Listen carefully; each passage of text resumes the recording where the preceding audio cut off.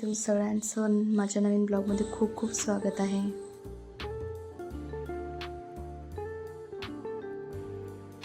काढून घेतले घरातलं आणि बाहेरचं सर्व अंगणाचं स्वच्छ करून घेतलं आणि नंतर ही रात्री धुतलेली भांडी सर्व मी आता एक एक करून लावून देणार आहे. आणि मी लसूण पण खोळून घेतलेलं आहे आणि पाणी तापायला ठेवून दिलेलं आहे.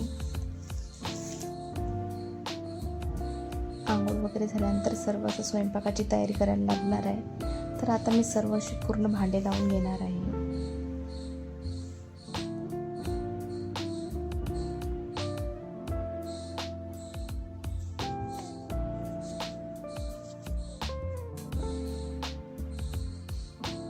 आणि लसूण पण काढून घेतला होता. आता सर्व भांडेच खूप जास्त होते, ते आवरलाच बराच वेळ गेला. काही सामान इकडलं काही सामान तिकडलं, इकडून तिकडे ठेवा. सर्व सामान असं एक एक करून व्यवस्थित आपापल्या जागेवर ठेवून दिलं म्हणजे कसा गॅसचा ओटा थोडासा रिकामा होऊन जाते भांडे वगैरे लावून घेतले की. तर सर्व असे जितचे भांडे तिथं ठेवून दिले आणि त्यानंतर मी आता करून घेणार आहे बाकीचे कामं. पाहू शकता असं माझं पूर्णतः मोठा खाली झालेला आहे. आणि हे कान भिजत टाकलेली उडदाची डाळ, तर आज मी याचे वडे करणार आहे. आणि आत्ता मी लसूण तर आधीच सोलून घेतला होता. आता त्यात मिरच्या टाकून पूर्ण असा मिरच्यांचा पेस्ट काढून घेणार आहे, जे की मला भजे वडे आणि जे मी कवड्याची भाजी करणार आहे त्याच्यात पण टाकणार आहे. तर मी कवडं पण काढून घेतलेलं आहे. आता कवडं छान मस्त असं धुवून कापून घेणार आहे. पहिले मी मिरचीची पेस्ट काढणार आहे पहिले तर, आणि ती झाल्यानंतर उडदाची पेस्ट काढून घेणार आहे. आता मी सांबार पण काढून घेतलेला आहे. थोडाफार सांबार पण मी त्यात टाकून देणार आहे. सांबार पण स्वच्छ धुवून घेतला आणि त्याच्यानंतर त्याच्यात मीठ आणि जिरं टाकून घेणार आहे. आणि हे सर्व टाकल्यानंतर आता मी मिक्सरमधून अशी मस्त माझी मिरच्याची पेस्ट काढून झालेली आहे. आणि याच्यानंतर आता मी उडदाच्या डाळीची पेस्ट काढून घेणार आहे. याच्यात हिरवी मिरची मीठ थोडंफार टाकणार आहे. हिरवी मिरची आणि लसूण टाकणार नाही आहे, कारण याच्यातच मी थोडंफार तो हिरव्या मिरचीचा जो पेस्ट ठेवला होता तो त्याच्यात बाकी ठेवला होता. ते काढून घेतल्यानंतर इकडे मी तांदूळ आणि हे पेस्ट काढून टाकून दिलेले आहे. आता मी उडदाची पेस्ट पण काढून घेणार आहे. त्याच्यात मी थोडाफार ठेचा ठेवला होता, त्याच्यातच मी उडदाची डाळ टाकून घेणार आहे आणि त्याची पण पेस्ट काढून घेणार आहे. आणि दुसऱ्या इकडे मी आता भात टाकून देणार आहे. त्यासाठी मी तांदूळ घेतलेले आहेत आणि आता तांदूळ मी शिजवायला ठेवून देणार आहे. नैवेद्यावर भात तर लागतेच म्हणून मी भात पण टाकून घेणार आहे. आणि भात टाकल्यानंतर मी एका साईडला यांना ड्युटीवर जायचं तर त्यांच्यासाठी नाश्त्यासाठी मटकी बनवून घेणार आहे. तर एका साईड बाजारातून आणली होती. तर आता नाश्ता झाल्यानंतर मला आज आमच्या इकडे सणच करत असतात. गुरुपौर्णिमेला भजी वडे कुरड्या असं सर्व काढून घेत असतात. तर आज मी भाजी बनवणार आहे कोवड्याची. बाजारातून काल कोवडा आणल्यामुळे आज मी कोवड्याचीच भाजी करून घेणार आहे. आणि बघू शकता माझं मटकीची उसळ तयार झालेली आहे. त्यांना देऊन दिली आणि कोवडं कापून घेतलं होतं, तर मी कोवड्याची भाजी पण करून घेणार आहे. तेल टाकून दिलं आहे आणि त्यात मी मोहरी टाकून देणार आहे. छान मस्त अशी तडतडायला लागली की त्याच्यात मस्त मी हिरव्या मिरच्याचं पेस्ट टाकून घेणार आहे, पेस्ट टाकून देणार आहे. तर छान मस्त असं पेस्ट झाल्यानंतर त्यात हळद आणि थोडंफार मीठ टाकून घेतलं आणि आता मी कोवडं हे तसंच शिजायला ठेवून देणार आहे थोडा वेळ. तर हे शिजते तोपर्यंत मी बाकीचे काम करून घेणार आहे. कणिक मळून घेणार आहे. आमच्या इकडे ना आकाडीले आपली जी कुलदेवी असतात किंवा आपल्या गावातले जेवढे पण असे देव असतात त्यांना अशा आरत्या देत असतात. तर त्यासाठी मी दिव्यांसाठी कणिक भिजून घेतलेली आहे. आणि मला असं वाटलं की कोवड्यात थोडंफार पाणी टाकावं म्हणून मी थोडंसं पाणी टाकून दिलेलंच आहे.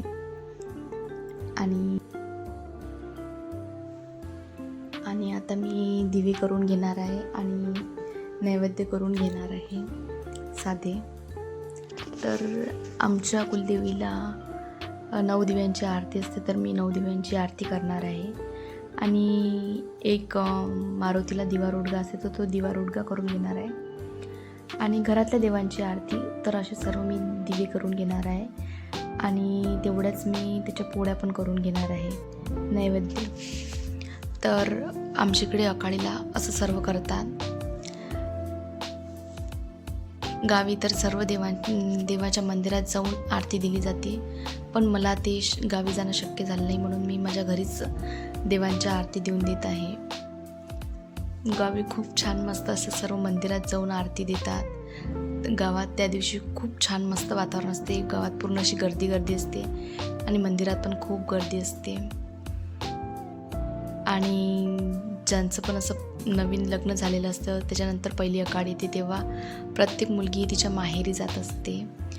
आकाडीला ना नवीन लग्न झाल्यानंतर पती आणि पत्नी यांनी एकमेकाचा त्या दिवशी चेहरा बघायचा नसते, नाहीतर भांडणं होतात असं पण मन आहे.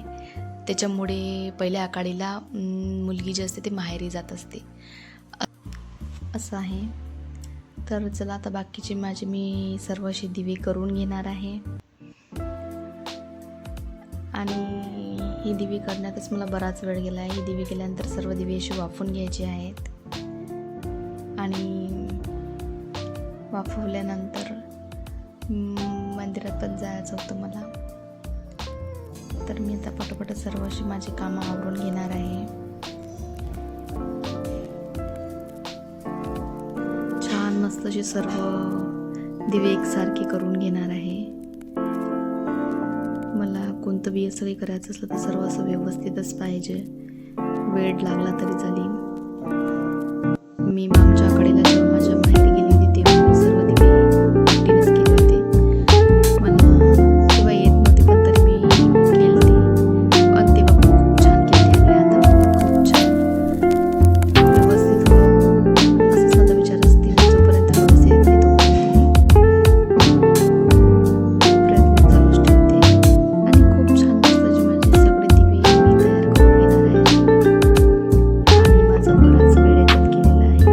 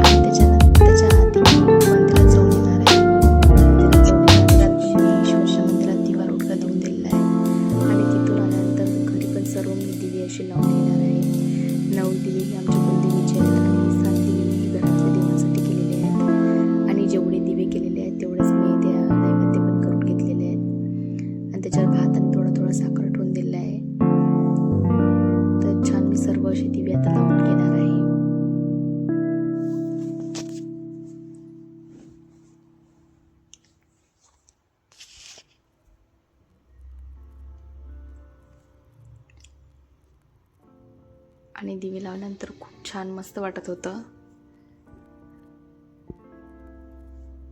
पाहू शकता असं सर्व माझी आता दिवे वगैरे लावून पूजा झालेली आहे. आणि आता एक तिथं मी नारळ पण फोडून देणार आहे. ते आल्यानंतर ते नारळ फोडल्या जाईल. तर छान अशी मस्त माझी देवपूजा झालेली आहे आणि देवांना आरती पण लावून दिलेली आहे. तर खूप छान आणि खूप मस्त वाटत आहे. आणि आज आहे गुरुपौर्णिमा पण. आयुष्याच्या वाटेवर जेव्हा जेव्हा अंधार दाटतो तेव्हा ज्ञानाचा दिवा घेऊन रस्ता दाखवणारी व्यक्ती म्हणजेच गुरु. केवळ पुस्तकी ज्ञान नाही तर जगण्याचा खरं गणित शिकवणाऱ्या प्रत्येक मार्गदर्शकाबद्दल कृतज्ञता व्यक्त करण्याचा हा दिवस आहे. अज्ञानाकडून ज्ञानाकडे, अंधाराकडून प्रकाशाकडे नेणाऱ्या आणि आयुष्याला योग्य दिशा देणाऱ्या प्रत्येक गुरुला शतशत नमन. गुरुपौर्णिमेच्या मनपूर्वक शुभेच्छा. तर अशी माझी सगळी पूजा झालेली आहे. आणि त्याच्यानंतर मी आता स्वामींच्या जवळ पण मी दिवा लावून घेतलेला आहे. आणि रात्री मी जे पुरण टाकलं होतं त्याच्यात मी आता मस्त पुरणाच्या पोळ्या करून घेणार आहे. तर पहिले मी देवासाठी आता पुरणाचे छान मस्त निवद करून घेणार आहे, छोटे छोटे 2. तर छान असे मस्त 2 निवद करून घेणार आहे. आणि त्याच्यावर सर्व भात, भाजी, कुरडी वगैरे सर्वच ते आणि करून देणार आहे. आणि नैवेद्य झाल्यानंतर आमच्यासाठी मी वगैरे तयार 2 पुरणाच्या पोळ्या करून घेणार आहे. छान मस्त अशी मी लांबी अशी पाती लाटून घेतलेली आहे. आणि नैवेद्य पाहू शकता तुम्ही किती मस्त असे टमटम फुगलेले आहेत. तर छान असे मस्त आता माझे नैवेद्य तयार झालेले आहेत.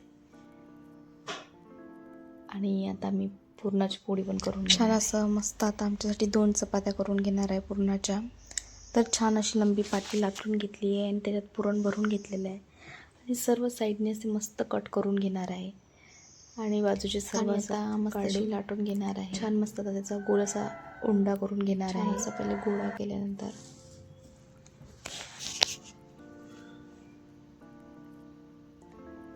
आणि खूप छान मस्त पोळी लाटल्या चाललेली आहे. कुठून काहीच फाटत वगैरे नाही आहे. तर खूप मोठी अशी पोळी लाटून झाली आहे. नाही तर बऱ्याचदा माच्याने पोळी फाटून जाते. आणि वरतून तेल लावून घेणार आहे म्हणजे की तव्याला असं चिटकणार नाही. तर पोळी याच्यावर टाकून दिलेली आहे. आणि आता दुसरी पोळी करून घेणार आहे मी.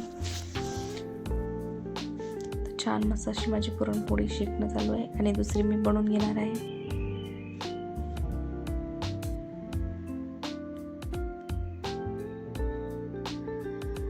छान थापून घेतलेली आहे म्हणजे की सर्व इकडे असं पुरण मस्त असं येऊन जाणार.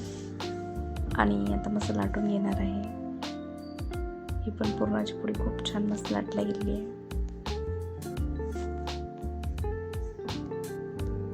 याच्यावरतून पण तेल लावून घेणार आहे आणि ती दुसरी पोळी शेकून घेणार आहे पूर्णपणे.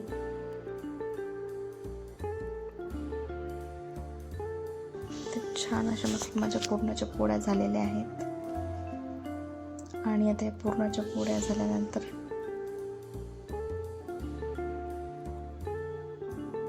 आता ही एकच राहिलेली आहे, एक इकडे झालेली आहे. अशी झाली माझी पोळी. आणि दुसरी पोळी पण खूप छान झाली आहे. तर याच्यावरतून आता मी मस्त तूप टाकून घेणार आहे.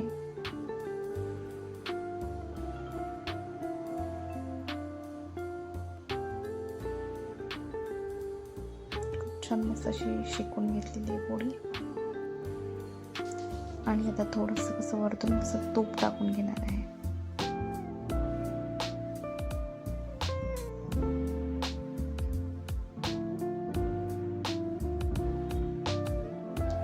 तूप आणि पुरणाची पोळी खूप छान लागते. तर अशी सर्व माझी पुरणाची पोळी मस्त शेकून झालेली आहे. आणि आता काही साध्या पोळ्या करून घेणार आहे. कारण पुरणाची पोळी तर काही जास्त खाल्ल्या जात नाही. एक कशी पण खाऊन घेतल्या जाईल.